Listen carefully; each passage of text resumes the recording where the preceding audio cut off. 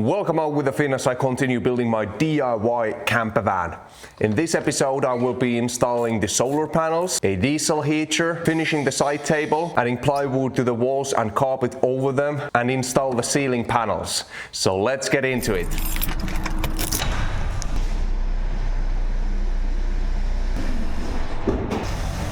Before we continue to this episode, let's do a quick recap of the previous one. So last time the main focus was on installing the electrical components. I got the battery, inverter, charger and a fuse box installed with all the cabling as well. I also built the frame for the side table and installed the DIY roof rack. But I didn't have enough time to install the solar panels yet, so let's start with those.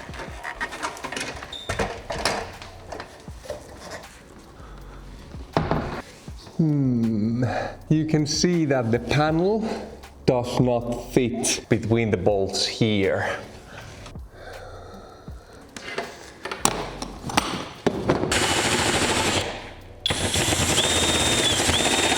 Okay, so it wasn't as easy as I expected. I have to make this hole bigger so that the tip of the bolt can fit through there. I have this drill bit that I could make it bigger, but the issue is that I can't drill any deeper because the tip is touching the solar panel.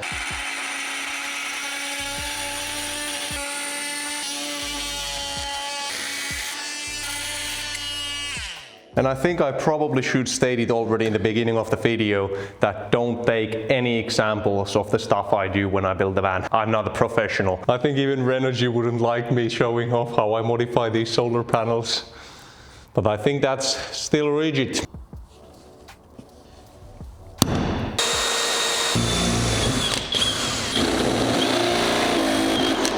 So I just need to make a big enough hole that these two solar panel cables can get through.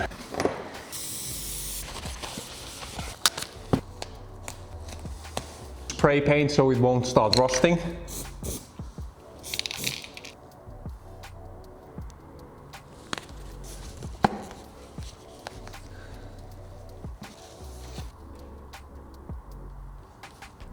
Alright, so I just went around the whole van, putting those plastic tips to each open pipe. And especially in the front, it makes a big difference to have everything closed, because this thing was super loud as wind was going through those metal pipes, and it created this crazy sound.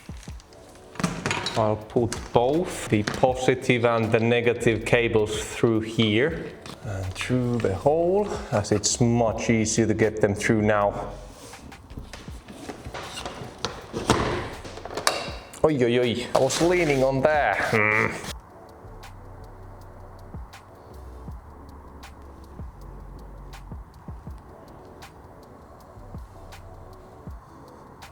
And there we have it. So I went ahead and marked these hole spots from each side. Now I just have to drill those.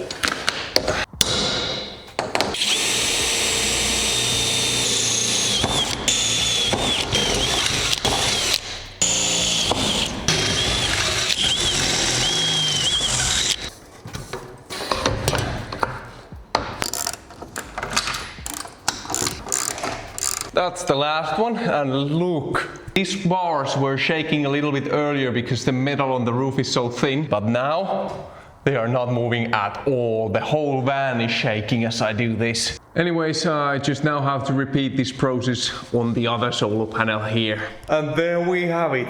Both of these solar panels are on place. And thankfully, cabling solar panels is super easy. So I can easily just clip the plus there, plus of the other one just there. The same thing with the negative. Negative cable coming there, there. But I think that's enough for today. I need to wait until that installation glue dries. Alright, it's a new day. This one dried up here. So let's install the cables.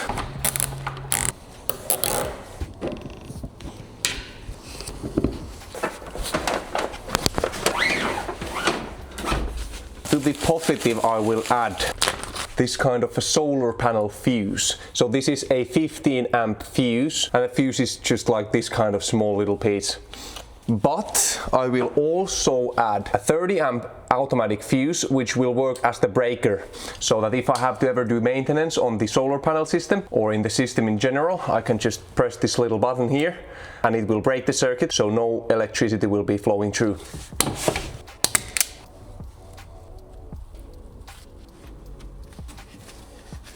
The solar panel connectors are a little bit different, but they are super simple to install.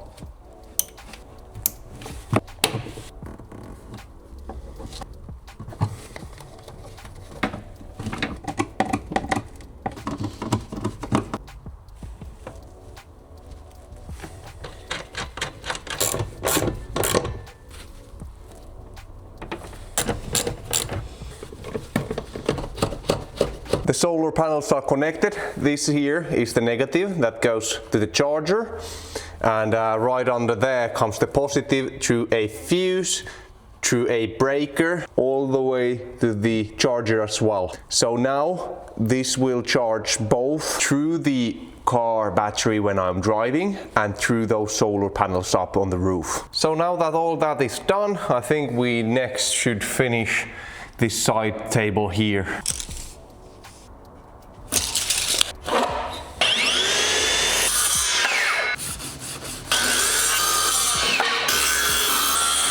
All the surfaces that I want to look like wood, I will use hard wax oil on. This is great because it's both wax and oil. So the oil will get inside the wood, protecting it against moisture, but the wax in this will protect the surface of the wood for longer periods of time. It's great for tabletops and furniture.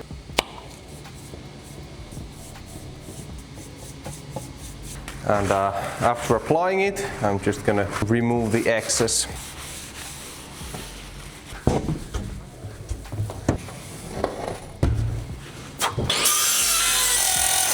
Oh, I ran out of battery.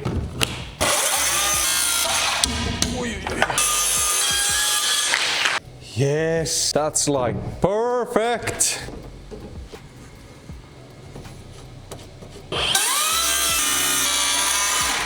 Nice. And now comes the hard part, which is making all the doors to these panels.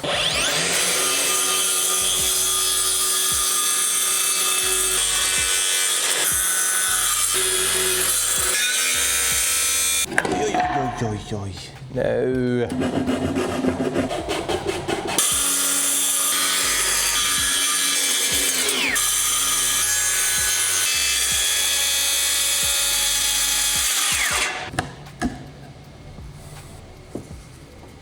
Yes, that is perfect.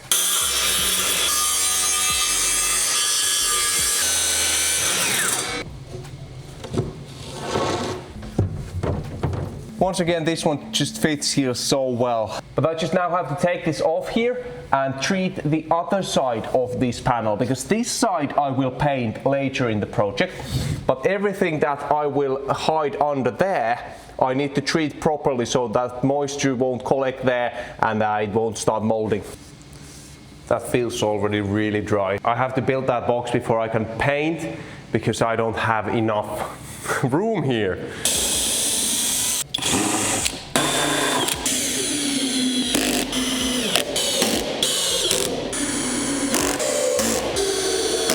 Let's hope it fits. Yes. So I won't tap that in yet. I will still let that dry off properly.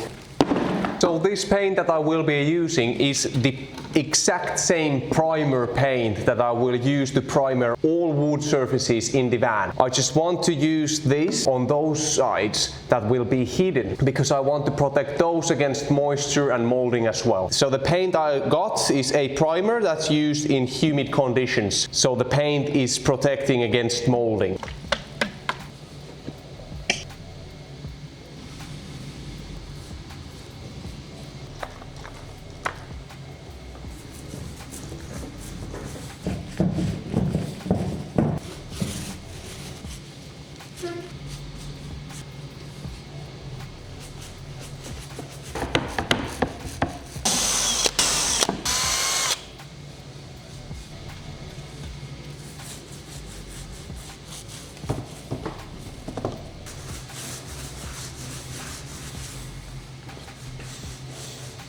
There we go. Now I'll leave these dry for the night and see you guys in the morning. All right. All these dried out nicely during the night.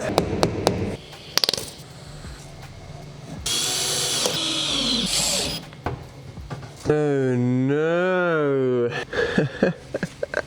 Oh no. These brackets that will hold the bed frame will come screwed to this beam. If I have it here, it means that it blocks the big side door from opening. Instead of having the door open like this, I could have it so that it's easy to remove as a whole. So having these brackets here, the big panel could slide under there, and down here I can then do some kind of attachments just to keep the panel from dropping down from here.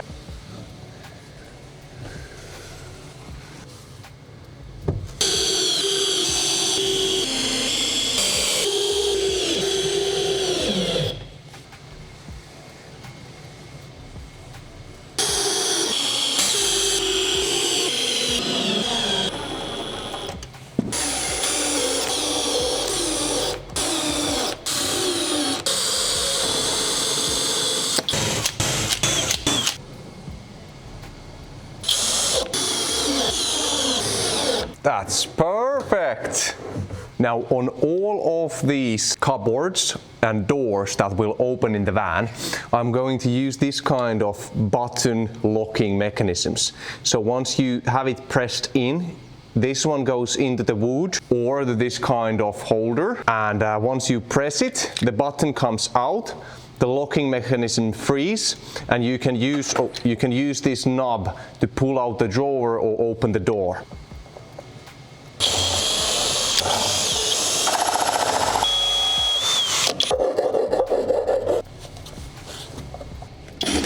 Oi, oi, oi, oi, oi, oi.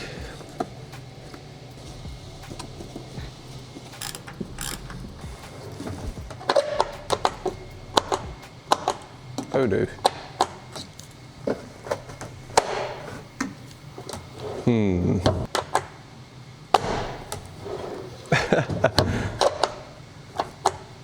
Okay, it's maybe a little bit too tight because you're not supposed to have to heat it to open it. Otherwise it works. Okay, after a little bit of adjustments, it now works. And now for this door here, I bought this kind of hinges. Let's see how easy it is to install these.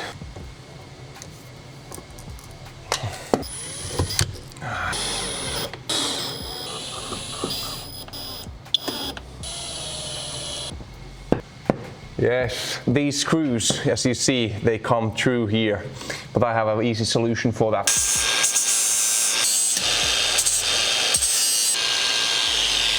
There we go.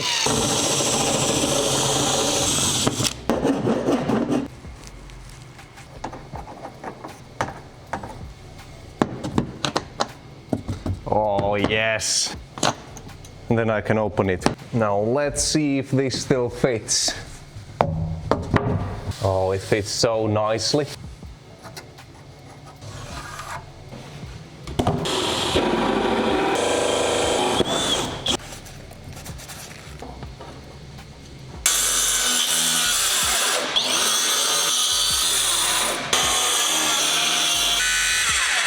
Now I need to be really careful not to break this, because wood like this, it snaps off really easily.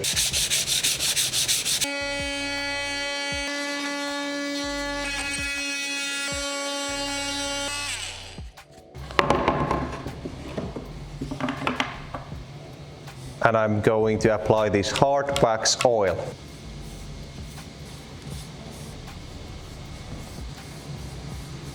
I was just planning the bed frame here because I think that will be the next task. And I noticed that I can get this beam to fit where I plan it to be, but I will install this one on runners so that it will slide out. But I don't have enough space in the end for the runners. I mean, these are adjustable, but for some reason there is this little thing inside here that blocks it from sliding.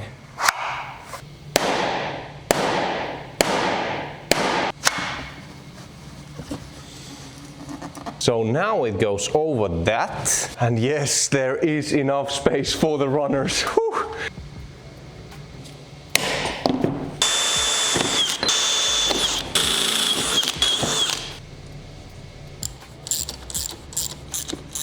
And now let's see, does it still close? Yes!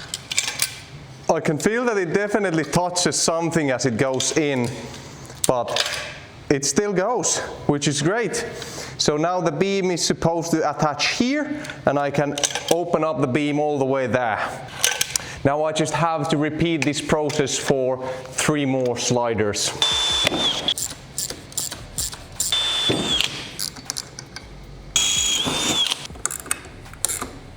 So now I have 2 for each side. After my previous episode where I did all the electrical installations, I got so many comments regarding that the cable tips that I attached with pliers and using that press are not good enough. I did a bunch of research on that, and just to make it safe, I bought these pliers. So this tool is designed to put those tips to the cables, and it goes up to 300 millimeters. So let me go ahead and firmly attach all the thick cables that I have here in the van.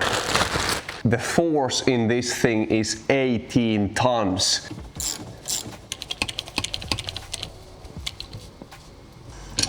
Okay, so I need to put another seal on top of here, but these are not going anywhere after I've squeezed them with this tool. I mean, check that out. How freaking good is that? You can see they are really firmly attached. All right, so I tightened up all these cables, the thickest ones, and I installed 1 extra fuse here, and I switched the lower fuse right next here to the battery. I got a lot of comments that the fuse should be next to the battery. If, for example, the cable broke down underneath the flooring, if it does not have a fuse close to the battery, it would feed power into the floor, and that could catch on fire. So it's always safe to have the fuse as close as possible to the battery.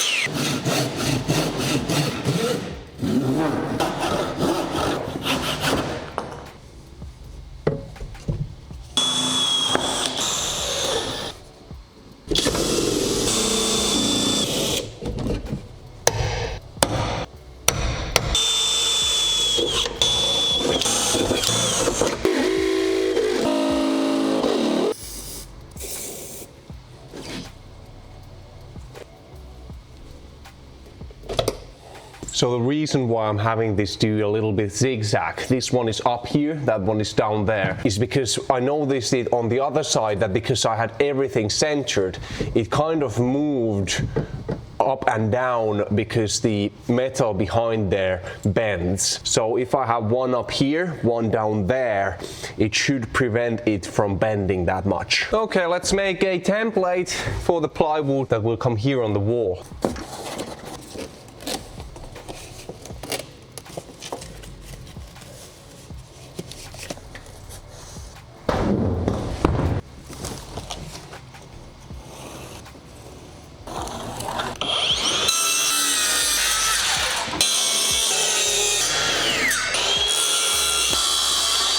Right, after a few adjustments. Oh no, oh no, shoot. Look, that one cracked down there. Well, thankfully that's not too big of a problem. That one cracked.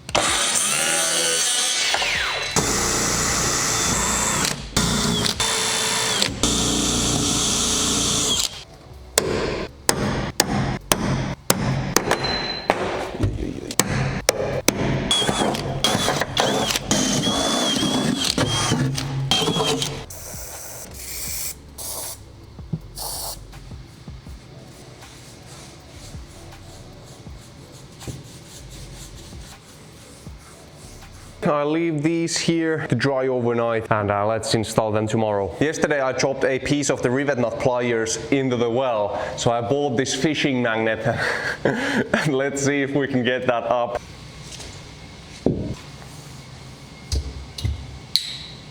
Yes, this piece.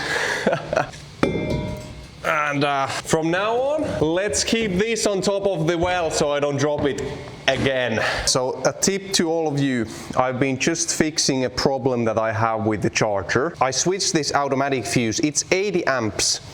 But I switched it to a regular fuse right here. Now I got that working, so I don't blow a fuse anymore on the charger side. But as it's charging the battery from here, I just blew this fuse here and it's 60 amps. It should be fine, but for some reason it just blew. So I'm going to try to put the 80 amps there and let's see if it works. Alright, so now I switched this fuse up to 80 amps. Let's see if it holds or if it breaks. It's now charging with 45 amps.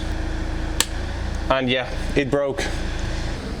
So I need to go ahead and get that kind of regular fuse there as well. Don't use automatic fuses. But let's now continue with adding plywood to that wall. Let's hope all the holes align. And there we have the first one in place. Step by step, this is starting to look more like a finished campervan. I mean, oh shoot, thankfully I realized it now. I forgot to add the sheep wool insulation to those beams back there. So I still need to take that off and add it.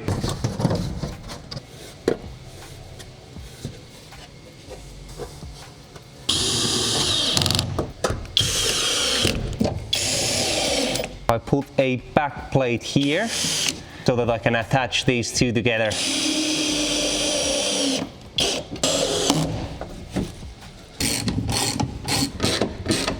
This is not moving anywhere. So on both sides I now have these beams to which I can attach the frame of the bed. But before I do that, I want to carpet over this because I want, of course, the attachment points be outside the carpet, and I will hide this whole section with carpet. So I leave it be like this now and do the bed frame, etc. later.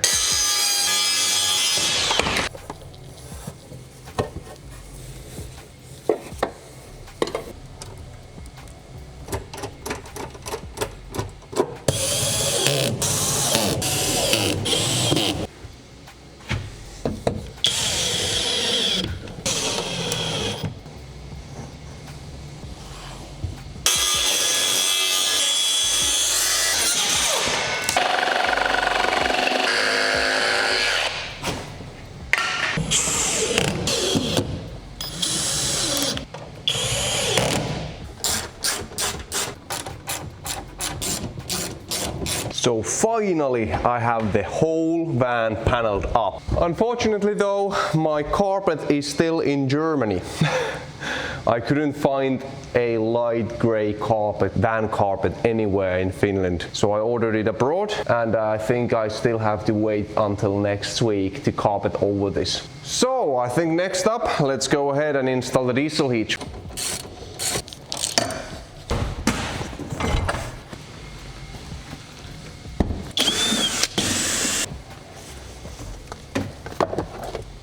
Oh shoot, that's nasty. That's really nasty. Ugh. I need to take this completely off and clean it properly.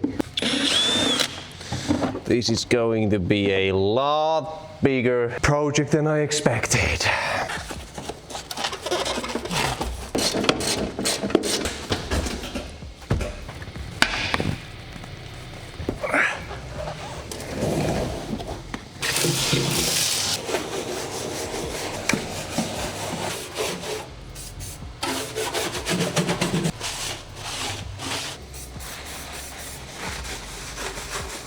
So it's starting to get some rust, and I can see that the paint is starting to chip off from here.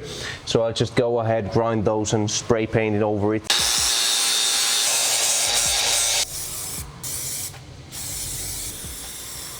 I will try removing all of this insulation from the mat and then use the mat on top of the thin foam.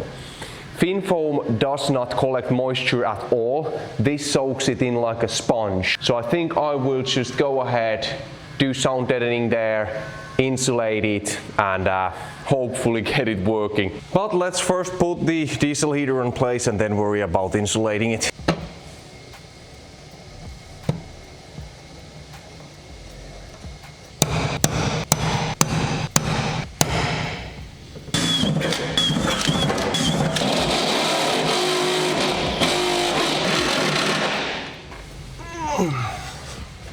Nice. Yeah, that's looking pretty good.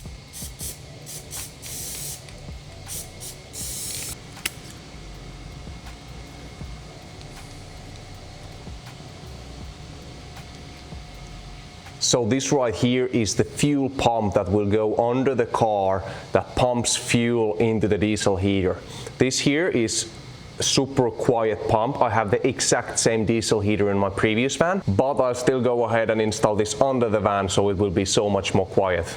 This right here is just a fuel filter. So a fuel line will go from this end to the main tank of the car. That I leave for professionals. I really don't want to do anything with the car's own diesel tank. But this right here is the end that will come to the diesel heater. And now just a little tip, if any one of you is interested in getting this Nordkapp diesel heater that I'm using as well. The diesel heater comes from the factory with this kind of hard rubber tube for the fuel. Now I had an issue with my previous van that I accidentally left some summer diesel inside this fuel line. It froze and it cracked. So I went to the mechanics. They installed this kind of flexible line and they said these are much better because if they freeze, it expands and they won't break. And overall they won't break that easily. So I'm going to just go straight ahead, learn from my mistakes and install this kind of rubbery fuel line.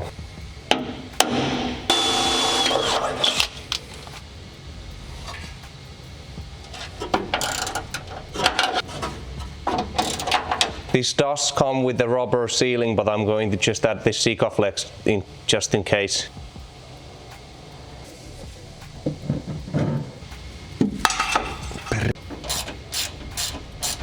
That is firmly on place. Now this one is the wire that will go to the diesel heater pump. Right there.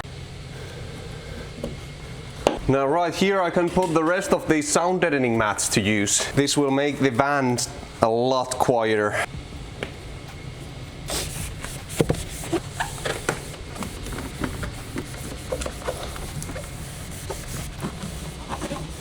I'll now need to wire up the diesel heater because I want to leave the wires here under the new insulation.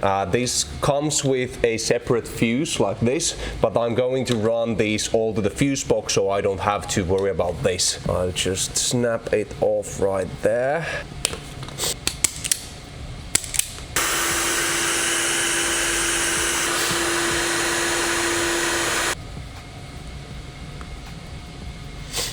Now let's quickly turn on the power and check that if it responds. I have a fuse there, so it's this one. Heater is getting power. I can now see that yes, we are getting power. Nice. So those connections definitely work. It was nice to test before I put everything under insulation.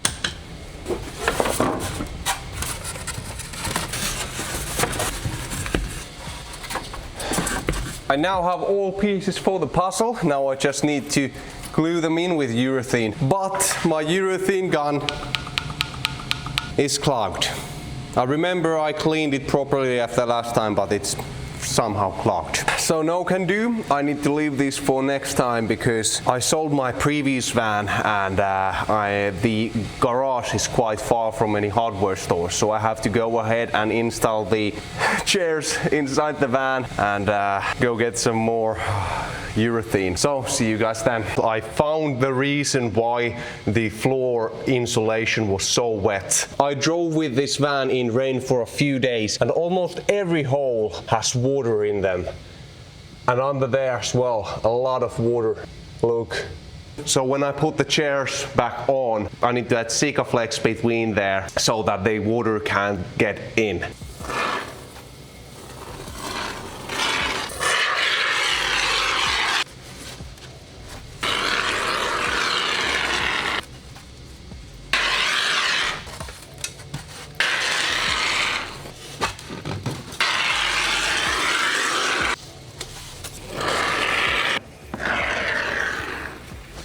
I should have just gone and bought the pistol. With the pistol it was so much easier. This is getting really messy. Now meanwhile the urethane there is drying up. Let's go ahead and remove the old insulation from that plastic mat. Thankfully this comes off so easily.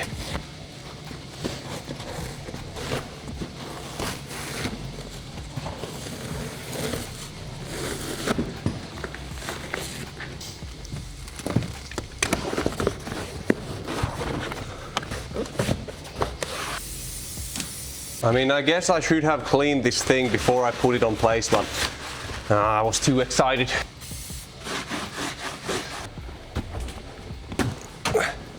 Now I will just tap a little bit of this Sikaflex to each hole. So when I tighten the screws, this will insulate the threads so that no water should be able to come through.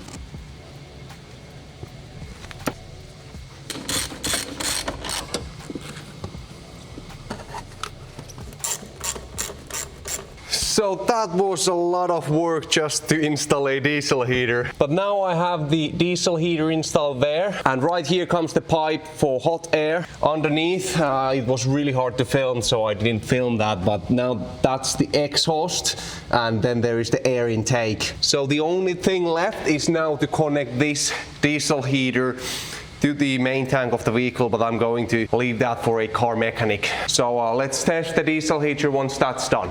So I went with this kind of light gray carpet. This is like 4-way stretch carpet, so it's easy to stretch around weird shapes. And I'm going to just use spray glue. I bought this kind of like premium spray glue. Don't want to go with a cheap one on this. I really want the carpet to stay on place for years.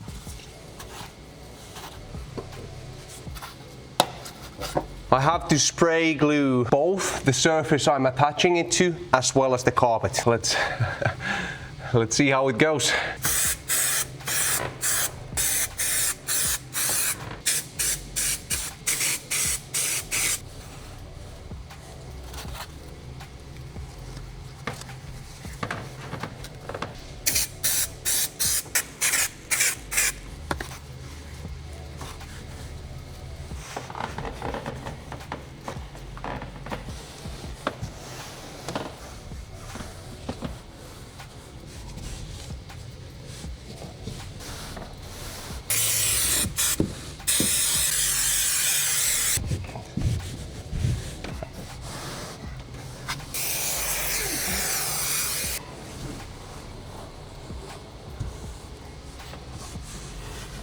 So I have to carpet this wheel arch cover separately, because now that I have the carpet coming from here, if I stretch it all the way around the wheel arch cover, it won't be enough.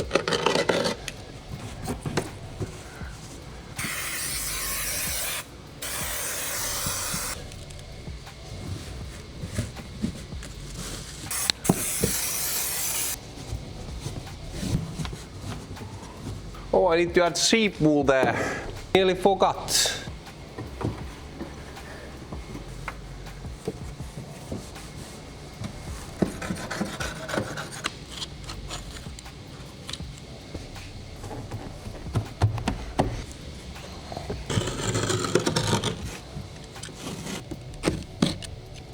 Oh man, the first wall covered with carpet. It is looking surprisingly good. I mean, this part here was really tricky because you can see behind there is no metal, so I couldn't stretch it enough to the metal and get these wrinkles off. But for a DIY project like this, I am really satisfied. And this corner here as well was really weird, but I managed to cover the whole cables and everything quite nicely.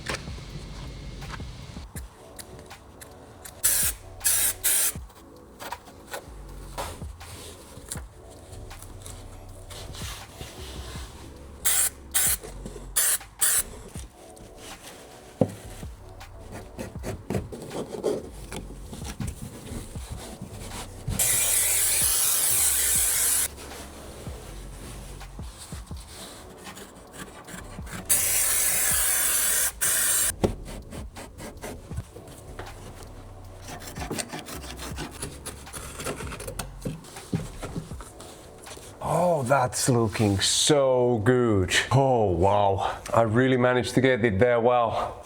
And on this side as well, look, trimmed it all the way down there. And finally I can get this on place. I wanted to wait to put the carpet here because now the carpet will be nicely behind the table surface there. I mean, that looks absolutely fantastic.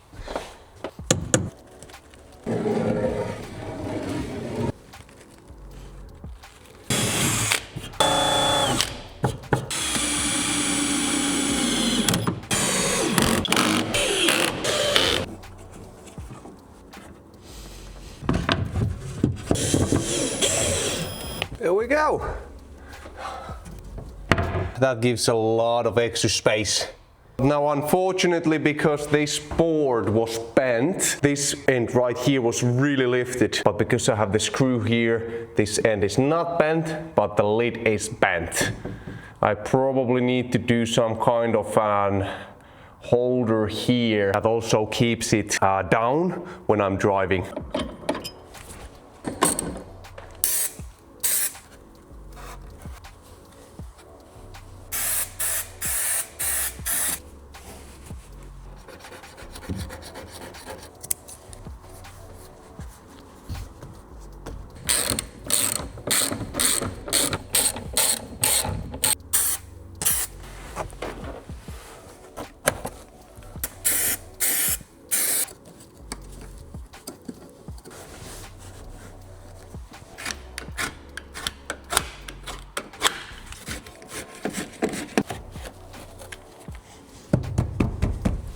Right, next up I have to carpet these doors, but the issue I have is that I can only carpet until this line here.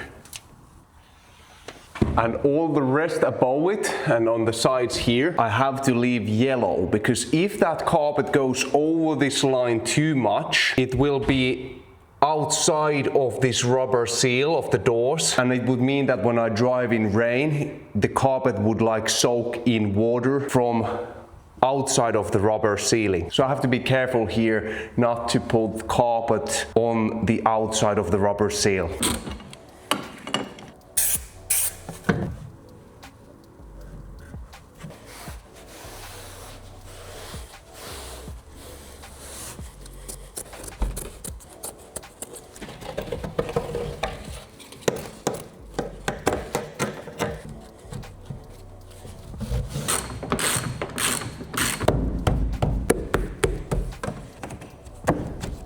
Oh wow, check out this. That looks fantastic. And as it closes, it's like perfect. Wow. So I have carpeted the majority of the van now. I still need to do this big door here and the other door right there. But I ran out of spray glue. I used this kind of gecko spray glue, but now I had to switch to this kind of cheaper one, and this sucks. It really does. There is a huge difference between the spray glue. So if you are ever carpeting a van yourself or anything else, just go with premium spray glue. I need to go get some more, and I'll continue carpeting tomorrow. All right, it's a new day and I went and bought better spray glue, or at least I hope so. Best winner made in Germany.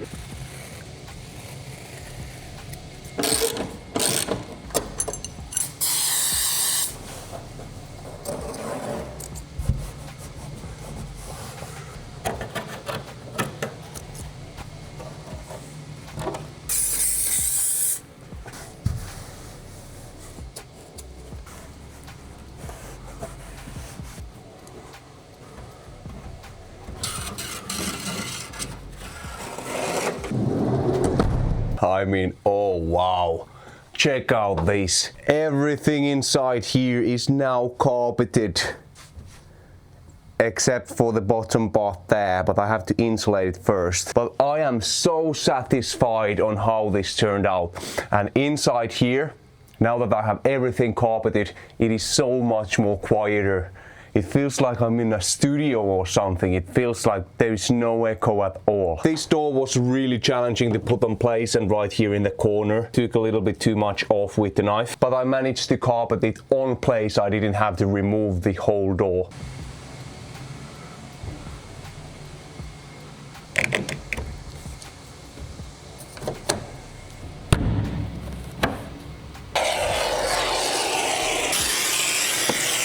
Oi, what is happening? No, no, no. Ah, it's coming off everywhere. Okay, I need to get this quickly on place. Meanwhile that's drying, let's already start planning the roof.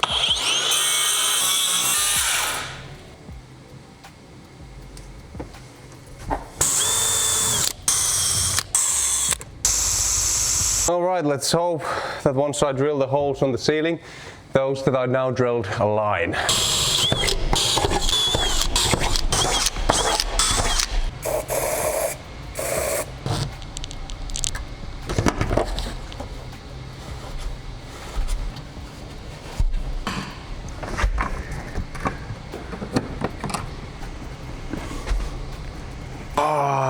It is so painful to get those up there, but now I have the first one in place and it looks so good. And as you see how thick the wool is there, it will work as extra layer of insulation and sound deadening. I'm going to finish the rest here with these panels so that it aligns perfectly on this beam, so that the pieces that come up front I can attach from here and here.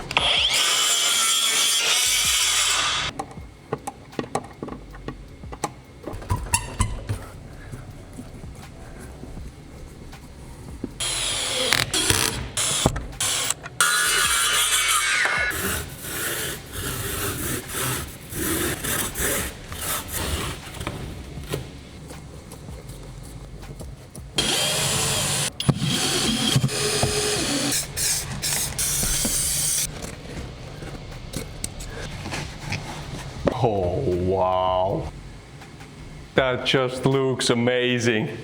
Before I put the LED strips here, let's test that they work. Switch on the power for the light. Why does it say that there's... Oh, I don't have a fuse here. Well, right now I have the fuse there. This is the remote that I control the LED lights with, but I think I have to pair this somehow. Oh, look at that! But I can't turn them off now, so the remote is not paired. Okay, so I got it working, and check out this. Oh, and with the remote, I can dim the brightness. And it's very responsive. Okay, let's put them on place and see how they will work up there.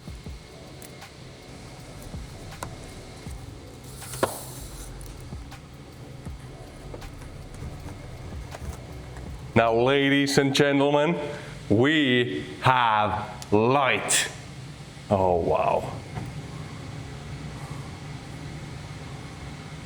I had to glue it on the side here to this wood and not to the carpet, because the carpet does not hold. But thankfully they are like bright enough to give like really good lighting here. And these lights are not supposed to give light to the kitchen area. I'm going to put a separate cover around the fan that has own lights, and those will be the kitchen lights. And when I'm laying in the bed, I can just from the remote click them off.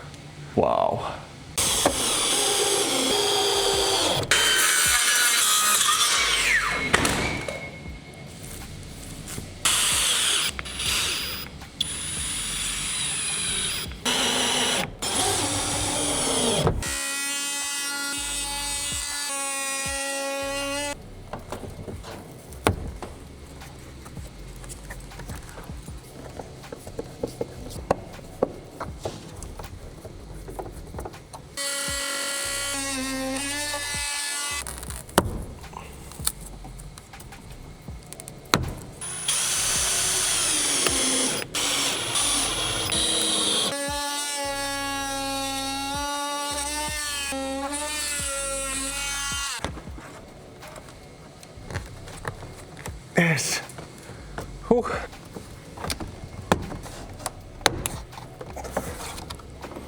I think that's it.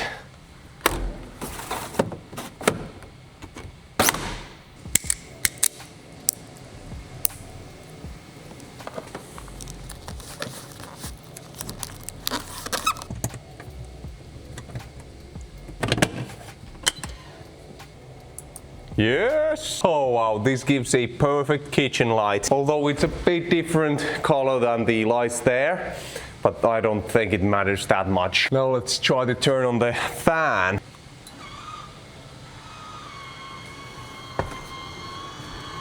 It started working. It blows now in. Can I switch it to air out? So now it blows out. Oh man. That is so great. And if I switch it like air in, that is so quiet. I mean, I can definitely sleep with this one on. And now as I close this off, look. It automatically closes. This thing is so good.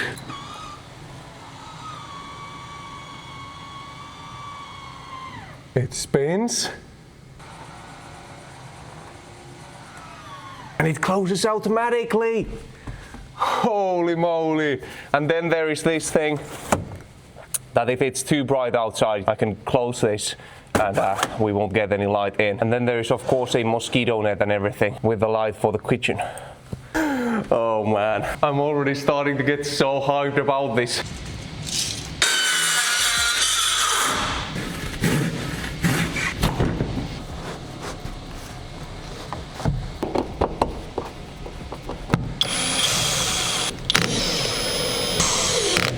That was a lot of work, but now I have the whole ceiling covered. Alright, similarly to last episodes, let's do the cost breakdown of everything I built in this episode. The diesel heater was 350 euros, dimmer with the remote 50 euros, carpet and the glue 200 euros, paint approximately 60 euros, button locks, hinges around 100 euros, ceiling panels 200 euros, which brings us the total cost of these episodes building materials to 960 euros. Combining that with the costs of episode 1 and 2, that takes us to the grand total of 7,030 euros. Just want to share this to you out of transparency because I know watching some random dude in the YouTube building a campervan might seem like a good idea, but then this is the reality. But in the next episode I plan to finish the whole van build. I actually plan to do that already now, but it turned out to be way more work than I expected. So in the next episode I plan to finish the kitchen, the bed, the upper cupboard, etc. Just complete the whole van build. So stay tuned for that. If you enjoyed the video, remember to like and subscribe so you won't miss my upcoming videos. But otherwise, thank you for watching and see you on our next adventure.